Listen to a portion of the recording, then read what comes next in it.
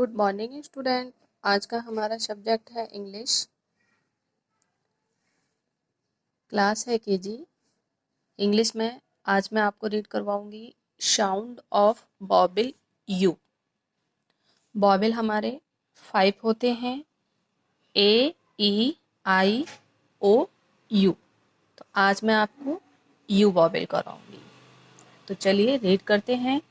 इधर देखिए, साइड में मैंने पिक्चर बना रखी हैं। इस पिक्चर को देखिए, आप सभी बच्चे इसको रीड करेंगे।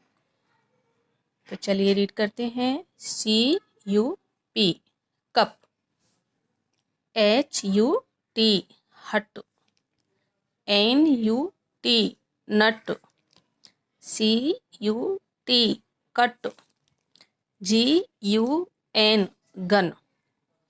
इस तरीके से आप सभी बच्चों को ये रीड भी करना है और 1 टाइम नोट भी करना है। इधर मैंने पॉइंट लगा रखे हैं, तो इन पॉइंटों पे आपको इसको नोट करना है।